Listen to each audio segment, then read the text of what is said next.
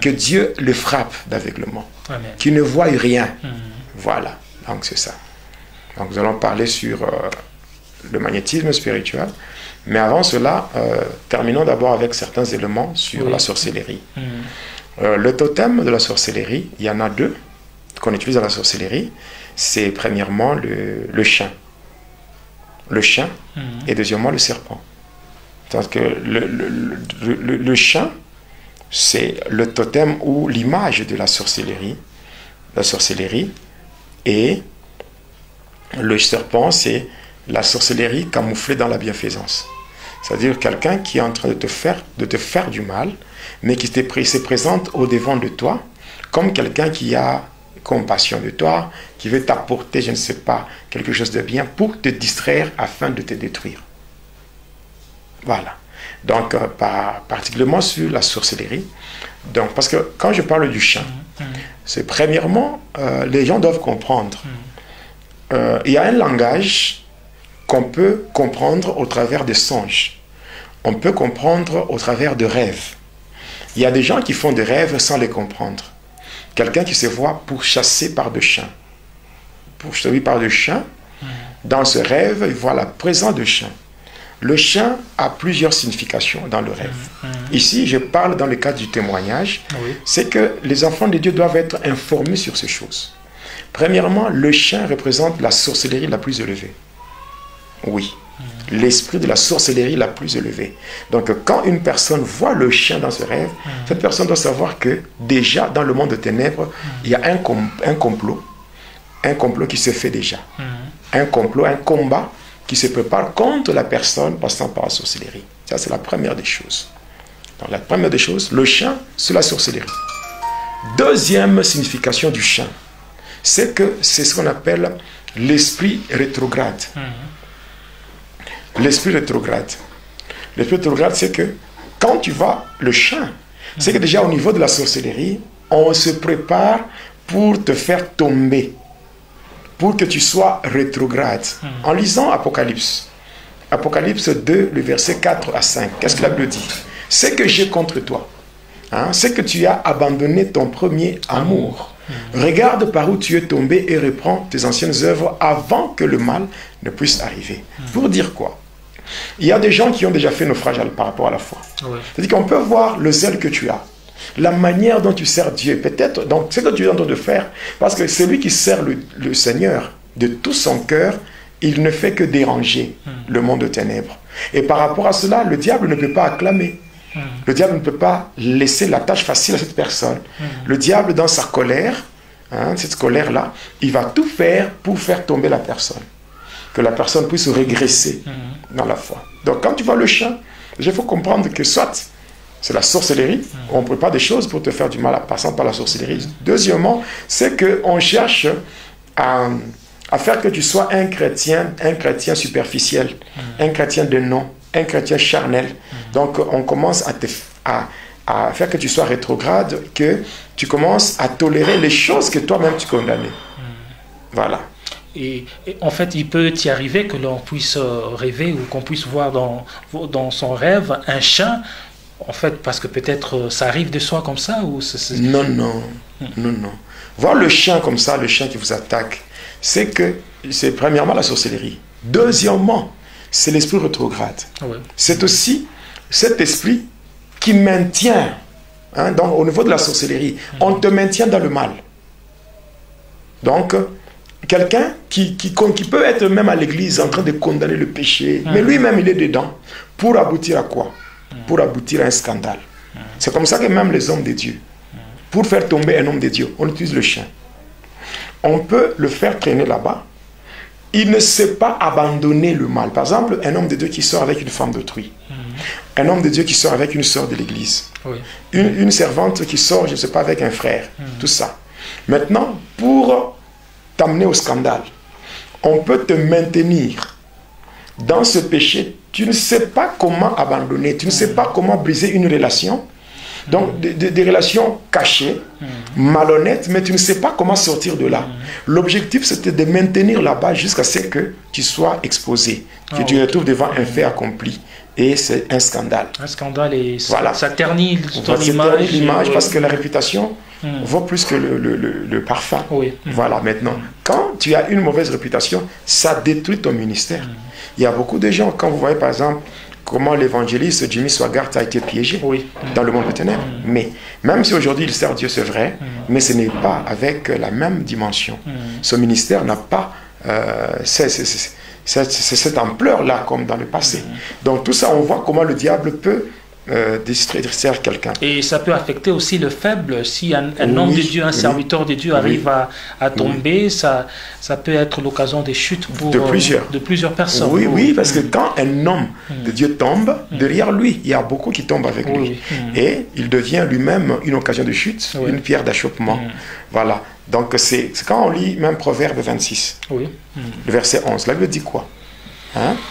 Tout comme le chien retourne à ce qu'il a vomi, ainsi l'insensé retourne à sa folie. Donc les choses que tu avais déjà abandonnées, mais tu retournes encore à ça. Ça, c'est une œuvre de ténèbres. Après, troisième signification, c'est l'esprit d'impudicité. Oui, c'est à partir du chant. Le chant, c'est l'esprit d'impudicité, c'est-à-dire le désordre sexuel, toutes les perversions sexuelles.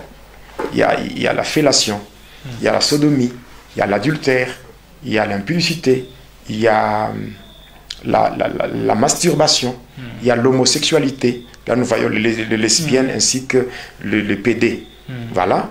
Donc, la masturbation, il y a la partouze, le sadomasochisme, toutes ces choses-là. Mais en fait, parlant ça, c'est une parenthèse par rapport aux pratiques sexuelles que vous venez de citer. Et je veux citer la masturbation ou la fellation.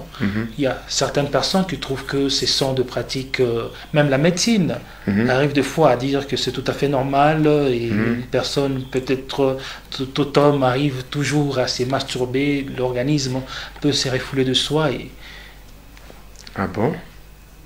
Je pense que je donnerai un enseignement sur le combat spirituel contre les démons de la sexualité. Oui, même cette histoire que les gens trouvent normale, par exemple, la pollution nocturne. La pollution nocturne.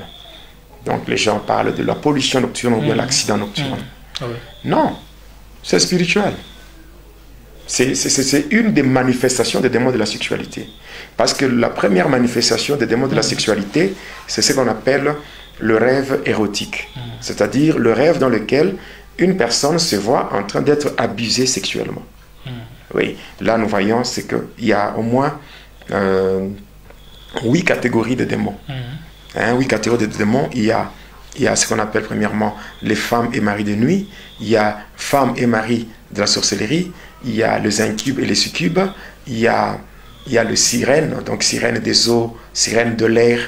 Il y a le génie de la forêt. Il y a les djinns. Donc il y a les revenants ainsi que les fantômes. Donc tous ces démons-là sont les démons de la sexualité et qui sont à la base du désordre sexuel. Et voilà. Et maintenant, quand on parle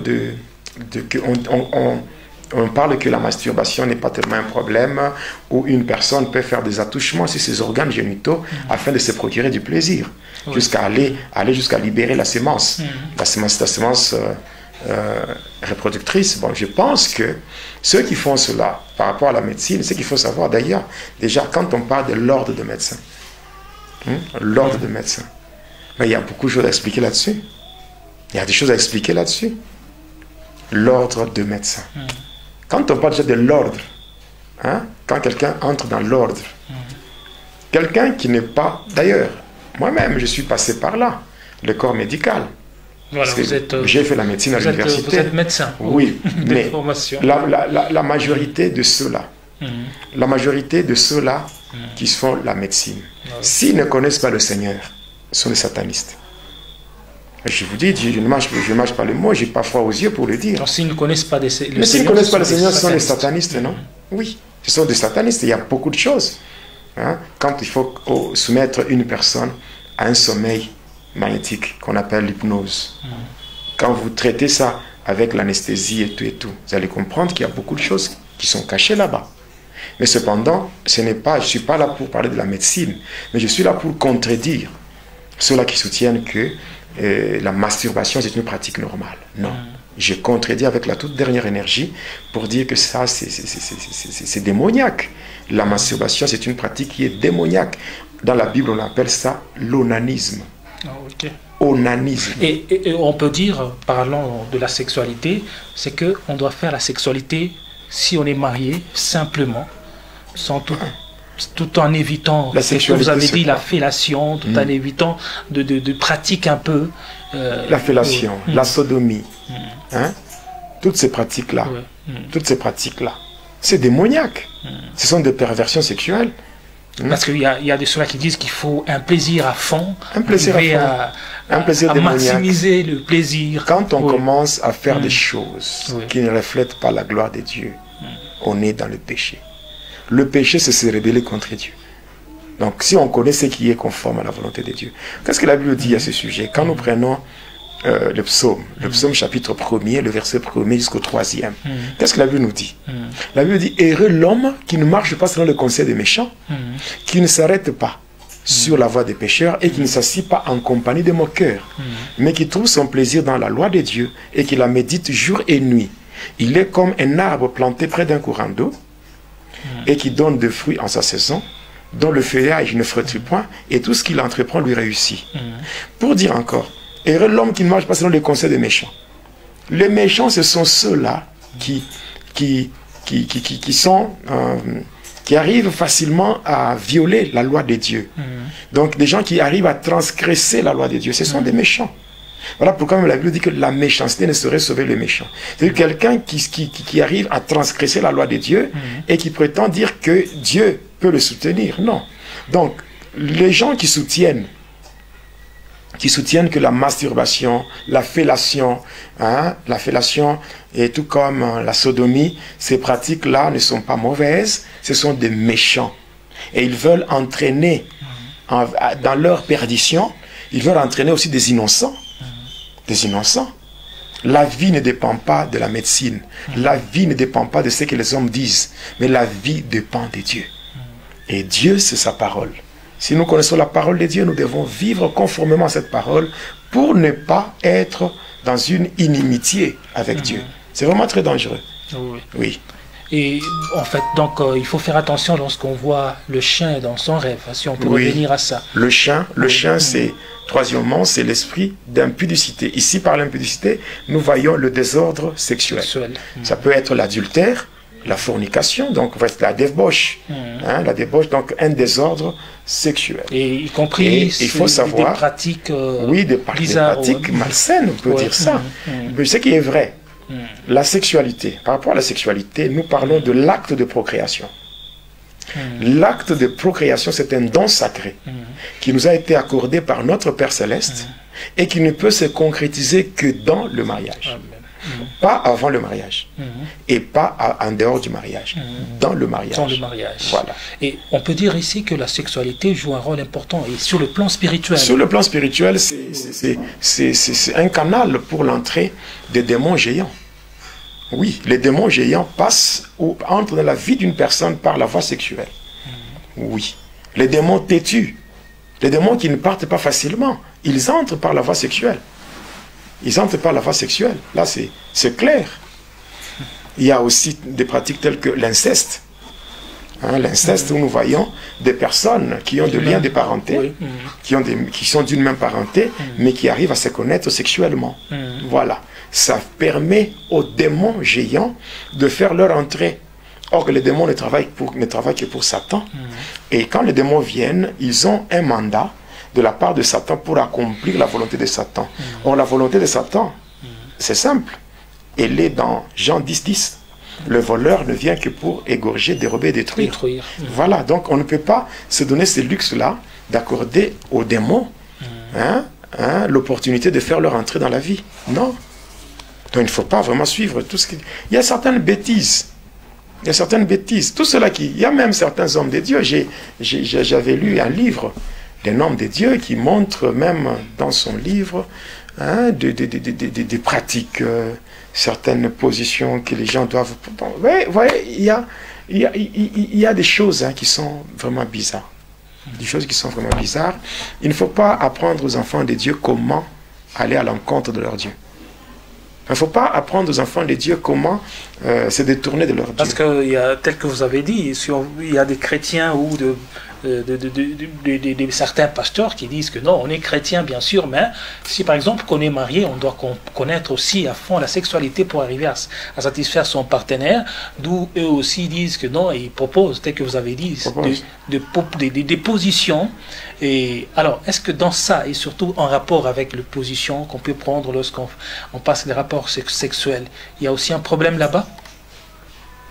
Je pense que ce que je peux dire, je vous donnerai un enseignement par rapport à certaines pratiques et certaines soi-disant positions que certains pasteurs ou je dirais certains serviteurs ou certains parrains apprennent à leurs filleuls. Donc je vous dirai comment, par cause de leur ignorance, ils permettent aux démons de contrôler beaucoup de gens. Donc il y a des gens qui se retrouvent avec une vie conjugale contrôlée dans le ténèbre. La Bible dit quoi? Elle veut dire que le mariage soit honoré de tous et que le lit conjugal soit exempt de toute souillure. Il y a certaines pratiques, certaines positions, ce sont des souillures. Ce sont des choses que vous faites croyant que c'est non parce qu'on nous a prodigué des conseils, on nous a dit par ceux-là qui nous ont précédés. Heureux l'homme qui ne marche pas selon les conseils des méchants. Tout conseil qui n'a pas un fondement biblique, tout conseil qui ne reflète pas la gloire de Dieu, c'est une souillure. C'est une souillure parce que même si on peut dire que le pasteur Jonas est vraiment radical ou il est vraiment trop strict, je dirais ceci. Alors, comprenez-moi, moi je suis quelqu'un qui vient du monde de ténèbres. Je connais bien des choses qui se font là-bas. Et je ne peux pas me donner le luxe là de laisser les enfants de Dieu dans l'ignorance pour que les démons prennent le dessus sur eux. C'est à ce moment-là je vais passer à côté de ma mission. Bon, si moi je suis là, je ne fais que la mission que j'ai reçue de la part du Seigneur. Je témoigne de ce que j'ai vu, ce que j'ai vu, ce que j'ai expérimenté. Donc ces choses-là ces choses-là doivent être mises à nu afin que les enfants de Dieu soient éclairés pour qu'ils ne tombent pas dans les erreurs. Parce que vous savez, le diable ou les démons, c'est facile pour eux de faire leur entrée. Mais pour le faire partir, c'est un problème. Regardez aujourd'hui, les églises se transforment. Aujourd'hui, les églises ne tiennent pas compte vraiment beaucoup plus sur le salut. Parce que tellement que les gens ont des problèmes. Et des problèmes d'origine démoniaque. Aujourd'hui, les églises, ça devient maintenant un lieu de spectacle où on ne fait que chasser les démons. Alors pourquoi ne pas prendre des précautions pour empêcher aux démons d'entrer? Ou qu'est-ce que vous préférez? Laisser donc faire de n'importe quoi, mener une vie avec légèreté, laisser les démons faire leur entrée et pour commencer à faire des scénarios de délivrance, des spectacles dans les églises? Il vaut mieux prévenir. Voilà, c'est simple. C'est simple. Et tout ce que je suis en train de dire là, je le fais de tout cœur, je le fais avec amour parce que je suis un pasteur. Je suis un pasteur, j'ai déjà traité plusieurs cas, de délivrance, j'ai déjà reçu beaucoup de personnes dans mon bureau, dans le cadre de la cure d'âme. Mais quand vous écoutez ce que les gens vivent, les gens parlent, c'est horrible. Et tout ça, quand vous essayez un peu d'aller plus loin, les gens vous disent que non, on nous disait que c'était normal. Vous voyez? On vous disait que c'était normal. Et les gens pratiquaient ces choses. Et le diable, dans son coin, il est tranquille, en train de se réjouir. Il est dans la joie parce que il s'est dit, mais ces gens peuvent aller à l'église, ils prient, ils chantent, ils font tout. Mais vu qu'ils sont en train de pratiquer mes enseignements, il y a certains enseignements diaboliques qui sont donnés par les soi-disant hommes de Dieu et qui induisent en erreur beaucoup d'enfants de Dieu. Mais apparemment, ces enseignements-là, on dirait, c'est connu comme des vérités. Quelle vérité? Comme de vérités générales. En fait, c'est resté ancré dans voilà pourquoi la Bible dit « Mon peuple périt parce qu'il manque la connaissance ». Osée 4,6. Et Jean 8,32 déclare « Vous connaîtrez la vérité et la vérité vous affranchira ». Croyez-moi mon frère, j'aimerais vous dire la vérité. Je suis empoisonné, ça fait plus de 9 fois. Il n'y a que 2 fois que les satanistes, à part entière, ont eu à m'empoisonner. Mais les 7 fois qui restent, ce sont des pasteurs déguisés, donc des satanistes déguisés en serviteurs de Dieu qui sont dans les églises. hein, qui me font la guerre parce qu'ils voient que je suis en train de les démasquer. Et moi, je ne cesserai jamais parce que je sais très bien que la mort, c'est un passage par lequel tout être humain doit passer pour rejoindre le Seigneur. Parce que même le Seigneur Jésus-Christ, pour regagner sa demeure, il a fallu passer par la mort. Donc la mort, c'est un passage, on ne peut pas trembler. Parce que, en fait, de la même manière que nous avons été introduits dans ce monde, c'est de cette même manière que nous serons appelés à quitter ce monde. Et quitter ce monde ne peut pas nous faire trembler si nous sommes dans la volonté parfaite de Dieu. Nous pouvons rentrer, oui, nous pouvons rentrer dans la présence de Dieu. C'est simple, mais pendant que je suis encore sur la terre, qu'est-ce que je peux faire? Accomplir la volonté de Dieu, faire la mission, comme disait mon frère, Papa Alain Moloto. Il dit, mais qu'est-ce que je suis? Moi, je suis le sel de la terre. Qu'est-ce que je peux faire? Je dois donner le goût. Voilà. Alors, en fait, vous avez donné les éléments partant du rêve du chien. Oui. Alors, vous avez donné 3 éléments. Oui, c'est ça. Ce sont les 3 significations. Oui. Ce sont les 3 significations du chien dans le rêve. Dans le rêve. Oui. Et en fait, ça, c'est dans le rêve. Oui. Et ça se travaille dans le monde de ténèbres. Parce que ici, il faut comprendre, quand on commence à voir les bêtes dans le rêve, ça s'appelle le combat contre les bêtes. Okay. C'est aussi une autre forme de combat. Parce que les gens bon, c'est comme ça que l'Église, les enfants de Dieu doivent être enseignés. Il y a plusieurs formes du combat spirituel. Mais la forme la plus élevée du combat spirituel, c'est le combat spirituel contre les bêtes. Parce que c'est une forme, ou je dirais un combat dans lequel le diable, les démons et les satanistes prennent la forme physique ou spirituelle de bêtes pour venir nous attaquer. Et là, qu'est-ce qu'ils font? Ils prennent cette forme-là, premièrement, pour se cacher. Pour qu'on ne les découvre pas. Et ainsi, quand on enseigne maintenant l'Église, on enseigne à l'Église la signification des différentes bêtes dans le rêve, ça leur permet maintenant de connaître comment attaquer. Parce que attaquer un chien, ce n'est pas de la même manière que attaquer un serpent. Attaquer, par exemple, les oiseaux. Parce que les oiseaux, l'esprit de colportage, l'esprit de mort, oui, l'esprit de trahison. C'est à travers de ça. Il y a des choses que les gens voient. Il y a par exemple le chien. Il y a par exemple comment combattre une sirène. Donc il y a des sirènes des eaux. Comment les combattre? Comment? Donc il y a beaucoup de choses. Les sauterelles par exemple, l'esprit de médiocrité et l'esprit de pauvreté. Ouais. En fait, là, je pense qu'il y a beaucoup d'enseignements que vous aurez à donner sur cette chaîne YouTube, Jonas Lunkutumpala. Vous qui nous suivez sur sur les réseaux sociaux, sur Facebook, en fait, abonnez-vous sur la chaîne YouTube Jonas Lunkutumpala, chaîne officielle. Ils peuvent même s'abonner sur Facebook. Même sur Facebook. La page Grâce sur Grâce. Voilà. Alors, grâce sur grâce, en fait, les enseignements seront là au quotidien. Il y aura beaucoup d'enseignements pour vous. N'hésitez pas de vous abonner et de rester connectés. Nous serons là avec le pasteur Jonas Lunkutupala, Jedidia. Alors, passons maintenant au serpent. Ah oui, le serpent, je vais revenir sur ça. Je vais revenir sur le serpent. Le serpent, c'est l'image des faux prophètes. Les faux prophètes. Les faux prophètes, c'est l'image de la sorcellerie. La sorcellerie ou la magie, l'occultisme camouflé dans la bienfaisance. Là où nous voyons les gens qui sont là en train avec les œuvres philanthropiques, les œuvres sociales dans des hospices, dans des hospices, dans des orphelinats, tout ça. Et qui a même ceux-là qui ont déjà monté des ONG, des ONG, mais sont des serpents. Je parlerai de cela lorsque nous allons dévoiler toutes les sociétés secrètes. Les sociétés secrètes, il y a des gens qui sont membres des sociétés secrètes telles que le Rotary, Rotary International, donc Rotary Club International, il y a Lions Club, tout ça. Tous ces gens-là qui trompent les enfants de Dieu. Mais visiblement, ils sont des donateurs. Des donateurs. Oui, ils savent très bien ils sont plus dans les œuvres philanthropiques. Nous allons démasquer leurs activités. Beaucoup. Il y a de ceux-là qui sont financés par des satanistes avec les ONG. Des ONG qui se créent ça et là. Il y a beaucoup de gens, surtout en Afrique.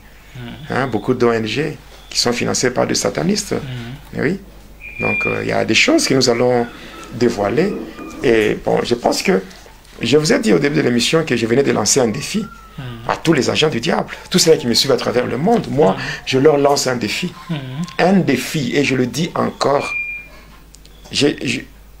Donc, lancer un défi aux ténèbres, ce n'est pas un manque d'humilité, non.